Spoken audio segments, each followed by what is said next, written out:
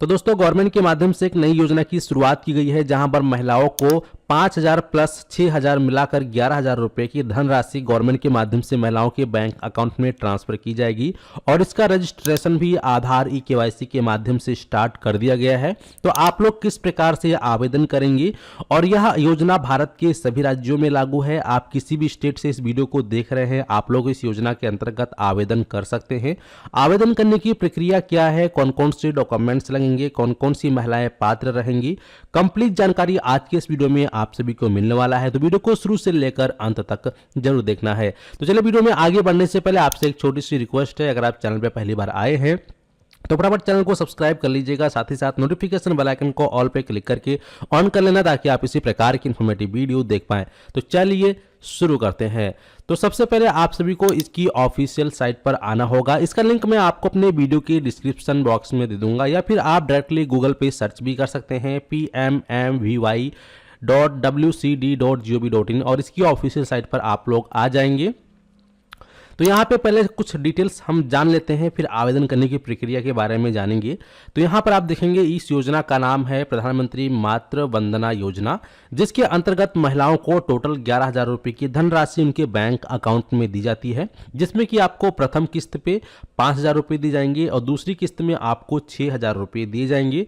प्रथम किस्त आपको तभी मिलेगा जब वह महिला जो है, अगर प्रथम बार उसको जो है जन्म होता है बालक का या बालिका का या लड़का का या लड़की का, किसी का भी जन्म हो फर्स्ट टाइम, तो ऐसे में वह महिला पात्र है, उसका आप आवेदन कर सकते हैं, जिसको कि उसको 5,000 रुपये की प्रोत्साहन राशि गवर्नमेंट के माध्यम से दी जाएगी।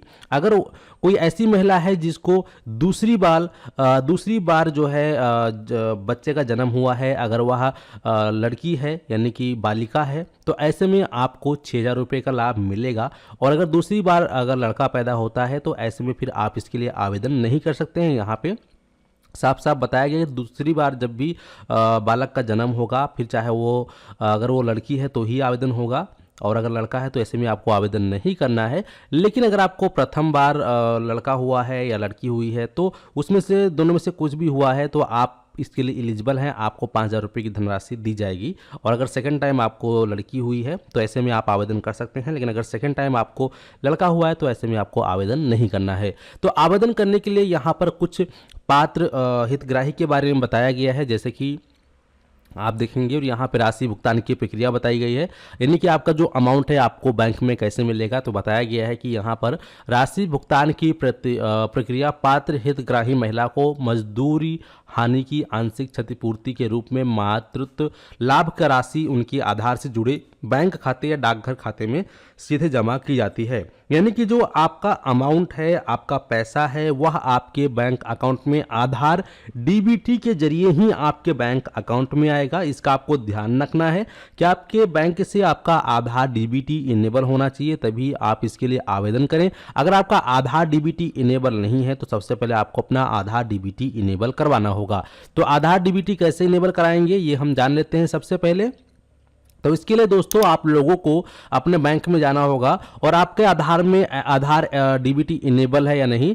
तो इसके लिए आपको कुछ करना नहीं है, सीधा आपको यहाँ पर ऑप्शन आ जाएगा, इस वाले साइट पे आएंगे, माई आधार पे लॉगिन पे क्लिक करोगे तो वहाँ पर आपको आधार बैंक सीडिंग का एक स्टेटस दिखाई देगा। यहाँ पे आप देख पाएंगे बैंक सीडिंग स्टेटस, इस पर क्लिक करके आप लोग अपनी बैंक का और आधार से लिंक का स्टेटस चेक कर सकते हैं कि आपके बैंक से आधार लिंक है या नहीं। अगर लिंक होगा तो आपको आपके बैंक का नाम शो हो जाएगा, नहीं लिंक होगा तो वहां पर नल लिखा हुआ आएगा, तो ऐसे में आपको आवेदन नहीं करना है। और अगर लिंक है, शो कर रहा है बैंक का नाम, तो फिर आपको इस साइट पे आना होगा।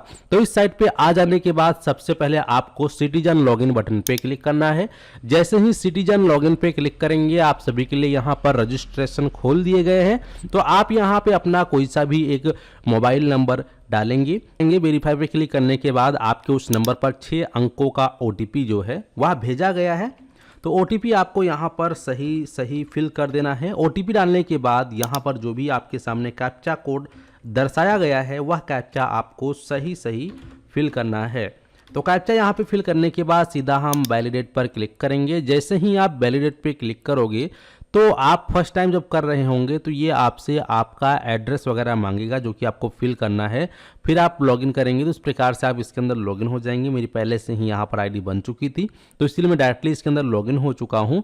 लेकिन जब आप फर्स्ट टाइम कर रहे होंगे हमारी इस वीडियो को देखकर तो OTP वेरीफाई करने के बाद ये आपसे आपका एड्रेस मांगेगा और उस महिला से आपका रिलेशन क्या है वो आपको सेलेक्ट करना है। अगर महिला खुद कर रही है तो वहाँ पर सेल्फ को भी सिलेक्ट करेंगे और OTP डालकर और डिटेल फिल करके सबमिट करेंगी तो आपका यहाँ पर रजिस्ट्रेशन हो जाएगा। फिर जैसे मैंने अभी आपको लॉगिन करके दिखाया, नंबर पे क्लिक करके दोबारा से आप OTP करेंगे, सेंड OTP, तो आपके नंबर पे OTP आएगा, लॉगिन करेंगे तो आपका डैशबोर्ड इस प्रकार से ओपन हो जाएगा। ठीक है, तो इस प्रकार से डैशबोर्ड ओपन हो जाने के बाद अब आपको अपना रजिस्ट्रेशन करना है। तो रजिस्ट्रेशन करने के लिए आप डाटा एंट्री पर क्लिक करेंगे। ठीक है, डाटा एंट्री पे क्लिक करने के बाद बेनिफिशियरी रजिस्ट्रेशन पे आप क्लिक करेंगे। जैसे ही आप इस पे क्लिक करते हैं तो आपके सामने इस प्रकार से बेनिफिशियरी रजिस्ट्रेशन आ चुका है। अब यहाँ पे जैसा कि बताया गया अप्लाइंग फॉर फर्स्ट चाइल्ड या सेकेंड चाइल्ड, तो आप जिस महिला का आवेदन कर रहे हैं या अगर महिला खुद आवेदन कर रही है या फिर आप जिस महिला का आवेदन कर रहे हैं अगर उसका फर्स्ट बेबी है, फिर चाहे वो लड़का हो या लड़की हो कोई फर्क नहीं पड़ता है, आप फर्स्ट पे क्लिक रहने देंगे। और यहाँ पे नंबर ऑफ लिविंग चिल्ड्रन, अगर वह बालक ने जन्म ले लिया है तो इस पे क्लिक करके आप 1 को सिलेक्ट करेंगे। लेकिन अभी अगर गर्भवती हैं, ठीक है, तो गर्भवती महिला का फिर आप यहाँ पर 0 सिलेक्ट करेंगे। लेकिन अगर जन्म हो चुका है तो आप यहाँ पर 1 सेलेक्ट करेंगे। अगर जुड़वा बच्चे हुए हैं तो 2 को आप सेलेक्ट कर सकते हैं। ठीक है, और अगर मान लीजिए आप जिस महिला का आवेदन कर रहे हैं उसका फर्स्ट चाइल्ड नहीं है, सेकेंड चाइल्ड है और सेकेंड चाइल्ड गर्ल है, यानी कि सेकेंड जो बेबी हुई है वो लड़की है, तो फिर आप सेकेंड ऑप्शन का चयन करेंगे। लेकिन ध्यान रहे सेकेंड बार अगर लड़की पैदा हुई तो ही आपको इस ऑप्शन का सिलेक्शन करना है और तभी आपको ये फॉर्म भी भरना है। ठीक है, तो आपको फिर यहाँ पर नंबर ऑफ लिविंग चिल्ड्रन पे क्लिक करके जितने भी टोटल चिल्ड्रन है उस लड़की को लेकर वो आपको सिलेक्ट करने होंगे। ठीक है, इसके बाद फिर यहाँ पर यस रहेगा, इसको यस रहने देना है। देन आप यहाँ पे बॉक्स पे टिक करेंगे और फिर नीचे आएंगे। नीचे आने के बाद यहाँ पर आपको आपका जो नाम है बेनिफिशियरी का नाम जिसका आप आवेदन कर रहे हैं नाम डालेंगे, आधार कार्ड नंबर यहाँ डालेंगे, डेट ऑफ बर्थ आप यहाँ डालेंगे। जो भी डेट ऑफ बर्थ आप डालेंगे वो एज यहाँ पे ऑटोमेटिक आ जाएगा। इसके बाद यहाँ पर कैटेगरी क्या है वह कैटेगरी सेलेक्ट करेंगे, जैसे कि अदर SC ST 3 कैटेगरी आपको देखने को मिलेगा। तो अगर SC ST से हैं तो वो आप सेलेक्ट कर लेंगे। लेकिन अगर आप OBC या जनरल से हैं तो ऐसे में आप अदर्स ऑप्शन का सिलेक्शन कर लेंगे। ठीक है, तो यहाँ पे जब आप मोबाइल नंबर बिलोंग टू पे क्लिक करेंगे तो यहाँ पर आपको इस प्रकार से कई सारे ऑप्शन आएंगे। तो जो आवेदन कर रहा है वह उस लाभार्थी का क्या लगता है, लाभार्थी खुद भर रही है या उसके हस्बैंड भर रहे हैं, उसके माता जी या फादर इन लॉ जो भी हैं वो आप सेलेक्ट यहाँ पर कर लेंगे। इसके बाद एलिजिबिलिटी प्रूफ, तो यहाँ पे आप क्लिक करेंगे एलिजिबिलिटी क्राइटेरिया में। यहाँ पे आपको डॉक्यूमेंट्स देखने को मिल जाएगा। तो यहाँ पर जिस महिला का आप आवेदन कर रहे हैं उसके पास इनमें से कोई ना कोई एक डॉक्यूमेंट्स का होना अनिवार्य है। जैसे कि फर्स्ट बताया गया है कि उस महिला के फैमिली में जो एनुअल इनकम है वो 8 लाख से ज़्यादा नहीं होनी चाहिए। वह महिला मनरेगा जॉब कार्ड है तो भी हो जाएगा। और फार्मर बेनिफिशियरी के अंतर्गत अगर उसका किसान सम्मान निधि का पैसा मिलता है कि PM किसान सम्मान निधि योजना के अंतर्गत उसका नाम है तो भी आवेदन कर सकती हैं। ई श्रम कार्ड बना है तो भी आवेदन कर सकती हैं। अगर ई श्रम कार्ड नहीं बना है तो फौरन जाकर ई श्रम की साइट से बना लीजिएगा। आधार KYC के जरिए तुरंत 5 मिनट में आपका ई श्रम कार्ड बन जाएगा। ठीक है, इसके बाद यहाँ पर अगर आपका आयुष्मान कार्ड लिस्ट में नाम है तो भी कर सकते हैं, BPL राशन कार्ड है तो भी कर सकते हैं। अगर दिव्यांग महिला है तो उनका भी आप कर सकते हैं। अगर यहाँ पे बताया गया है जैसे कोई आशा है, आंगनवाड़ी कार्यकर्ता है तो उनका भी आप कर सकते हैं।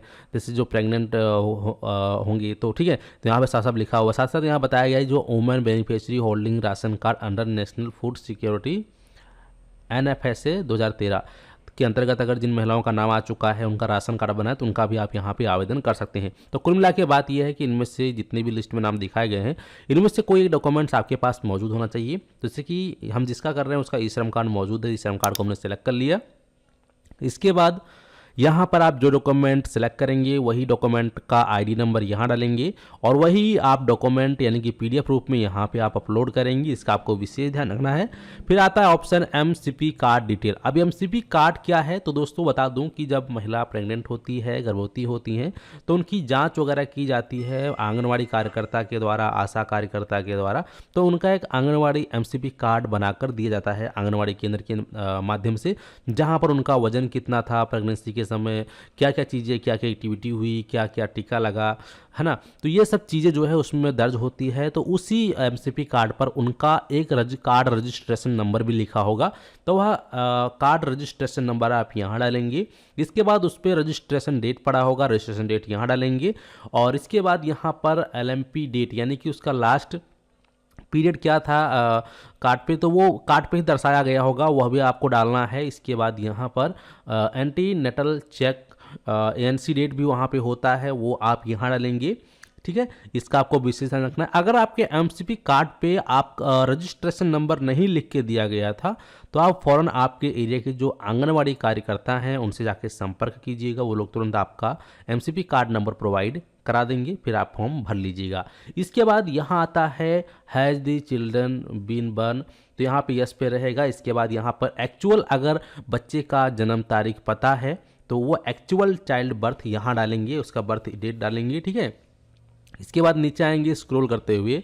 अब यहाँ पर आप देखोगे नंबर ऑफ चाइल्ड बर्न, यानी कि जब बच्चा पैदा हुआ तो कितने, एक सिंगल हुआ है कि जुड़वा हुआ है, जितने भी हुए उस प्रकार से आप सेलेक्ट कर लेंगे। इसके बाद यहाँ पर type of institute of child birth, बच्चे का जन्म कहाँ हुआ है, गवर्नमेंट हॉस्पिटल में, प्राइवेट हॉस्पिटल में, घर पे, ट्रांजिट में, आंगनबाड़ी सेंटर पे, तो जहाँ पर भी हुआ है वो आप यहाँ पे सेलेक्ट करेंगे।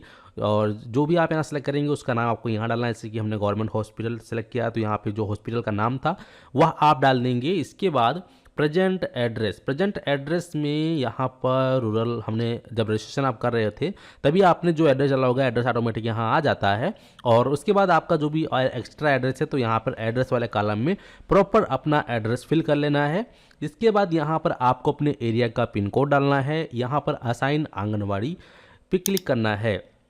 यहाँ आपको टोटल आपके एरिया के अनुसार जितने भी आंगनवाड़ी सेंटर होंगे वो उनके रजिस्ट्रेशन नंबर और नाम देखने को मिल जाएगा। तो आपके एरिया का आंगनवाड़ी केंद्र कौन सा है वो आपको यहाँ पे सेलेक्ट कर लेना है। अगर इसके बारे में भी आपको नहीं पता है तो कोई प्रॉब्लम नहीं, आपके एरिया का जो आंगनवाड़ी कार्यकर्ता हैं उनसे जाकर आपको इसके बारे में पूछ लेना है, वो आपको तुरंत बता देंगे। एरिया का नाम और रजिस्ट्रेशन नंबर वही आपको यहाँ पर सेलेक्ट कर लेना है। इसके बाद फिर आप यहाँ पर सबमिट ऑप्शन पे क्लिक करेंगे। जैसे ही सबमिट ऑप्शन पे क्लिक करते हैं तो आपका यहाँ पर रजिस्ट्रेशन सफलतापूर्वक हो जाता है। रजिस्ट्रेशन सफलतापूर्वक होने के बाद आपकी आवेदन जांच प्रक्रिया में चली जाएगी। जांच प्रक्रिया हो जाने के बाद अगर आपने जो डिटेल्स फिल की है, अगर डिटेल्स सही पाई जाती है तो ऐसे में आपका आवेदन अप्रूव हो जाता है। आवेदन अप्रूव हो जाने के लगभग 90 डेज या फिर 5 मंथ के अंदर ही आपका जो अमाउंट है आपके बैंक में आधार डीबीटी के द्वारा ही ट्रांसफ़र कर दिया जाता है। तो इस प्रकार से आप लोग घर बैठे ही प्रधानमंत्री मातृत्व वंदना योजना के अंतर्गत ऑनलाइन आवेदन कर सकते हैं, बिल्कुल फ्री में, कहीं पर भी आपको जाने की आवश्यकता नहीं पड़ेगी। अगर आपको समझ में नहीं आता है या फॉर्म भरने में कोई दिक्कत आती है तो कमेंट सेक्शन में कमेंट करके बता सकते हैं, या अधिक जानकारी के लिए आप अपने नज़दीकी आंगनबाड़ी कार्यकर्ता के बारे में इस योजना के संबंध में बातचीत करके अपना आवेदन करवा सकते हैं। तो उम्मीद करते हैं कि आप लोग अच्छे से समझ गए हैं। अगर इसके अलावा कोई और जानकारी चाहिए तो कमेंट सेक्शन में बता दीजिएगा। प्लस चैनल पर अगर पहली बार आए तो फटाफट चैनल को सब्सक्राइब कर लीजिएगा, साथ ही साथ नोटिफिकेशन बेल आइकन को ऑल पे क्लिक करके ऑन कर लेना ताकि आप इसी प्रकार की इन्फॉर्मेटिव वीडियो देख पाएं। तो चलिए मिलते हैं आपको एक नए वीडियो में। धन्यवाद।